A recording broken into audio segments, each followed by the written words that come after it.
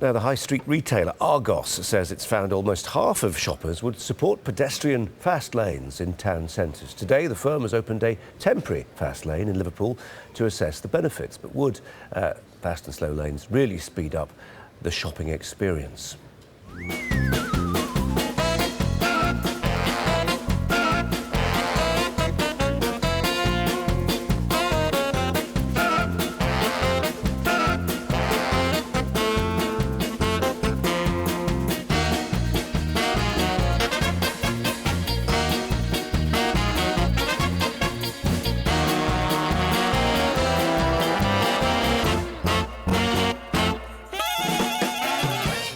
Joining us now to discuss this, two people well qualified to hold forth on this subject. Rob Colvile is the author of a book called The Great Acceleration.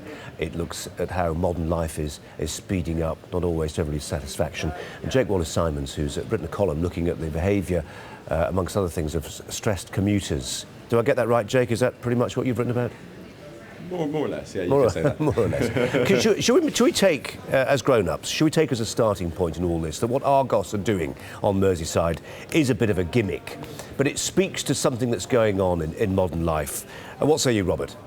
Yeah, I mean, yes, obviously it's a gimmick. I mean, it's this stuff is tried every 2 or 3 years and gets a few headlines. But it speaks to something a bit broader, which is that the pace of life is speeding up. The pace at which we walk down the pavement is speeding up.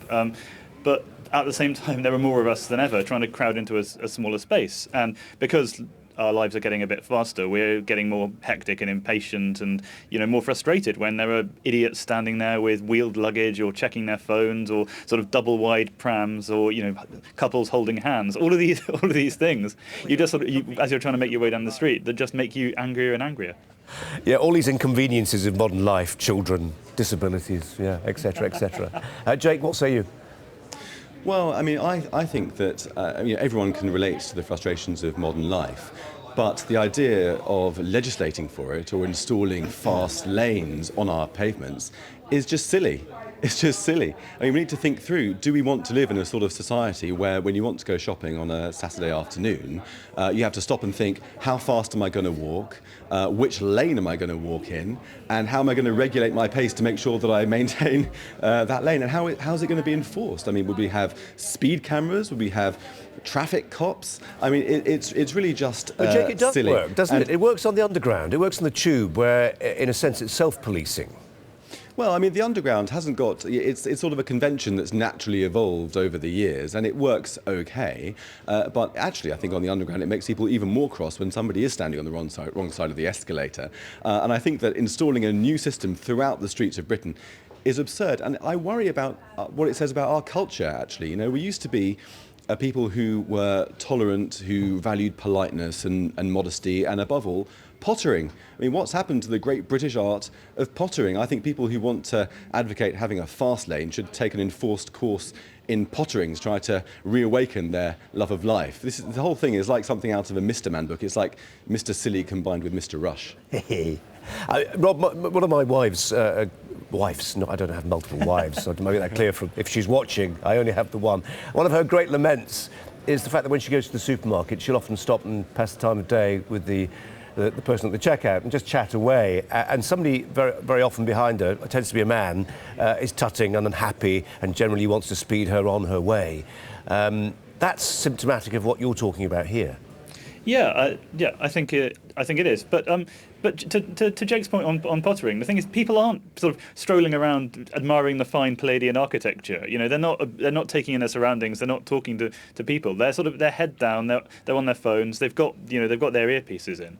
It's not we're not there's not a sort of people aren't sort of gently meandering around in conversation. They're just getting in our way. And I have to admit, I am probably one of those people who's been tutting in the queue. I think, yeah, people generally see life as a bit more sort of transactional now. That they want to get things done, and because we all of us have so little time to get things done that any little delay really sets us off.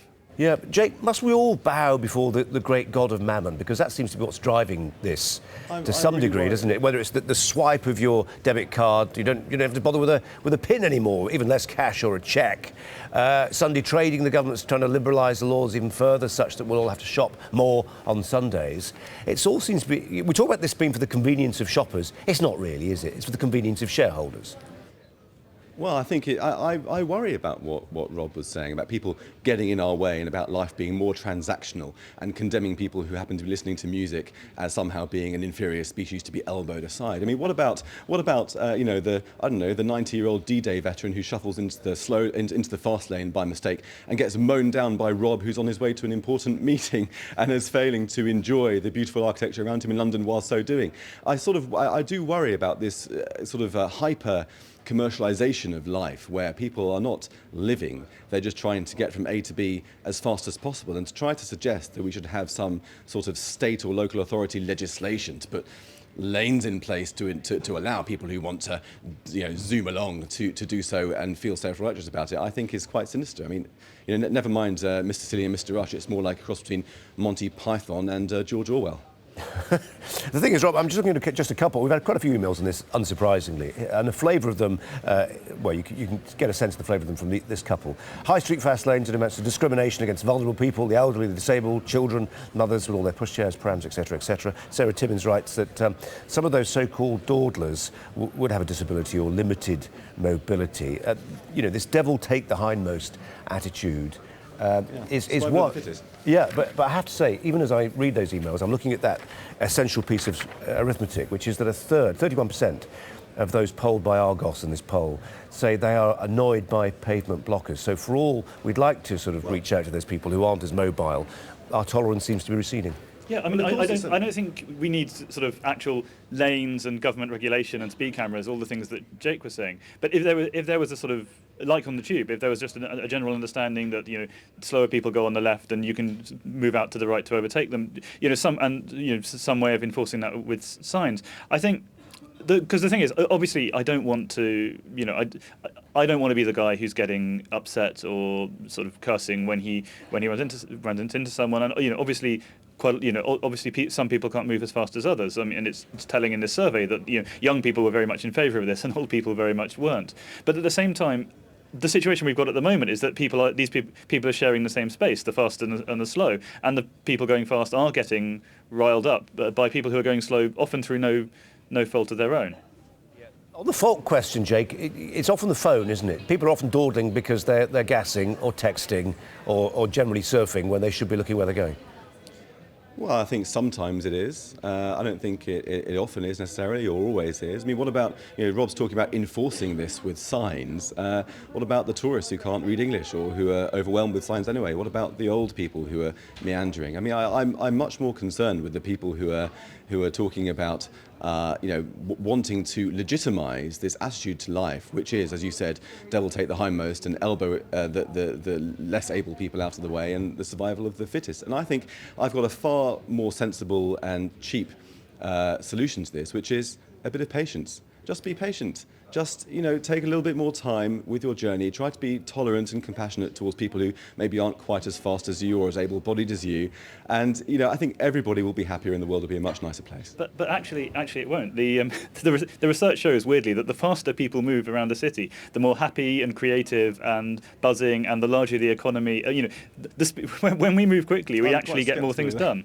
Yeah, well, I'm not sure. I mean, I'd like to see that research. I mean, I think a lot of people feel, and in fact you've said in your book, that the pace of life is becoming so frenetic and so fast, and people are becoming so driven by consumerism and by the need to achieve rather than to live and enjoy. I mean, that is not a recipe for success, and I can point to lots of other research that shows that states of depression are rising as this kind of modern condition takes hold in more developed countries. And so I would contest that, and I would just say that I think that trying to put lanes in place so that the weaker people have to move in the slow lane. I mean, logistically, I mean, I suppose the slow lanes are going to be alongside the shops. So what's going to happen when people from the fast lane cut across the slow lane to go into the shops? What's going to happen to your Japanese tourist or your aged person shuffling along? The whole thing really is rather silly. Although I admit that it can be annoying. Life is just irritating sometimes, and the only remedy for that is just to chill out. Gentlemen, well done. That was a rather thin premise, but you ventilated the argument very ably, I thought. Rob Colvile, Jake Wallis-Simons, thanks both very much indeed.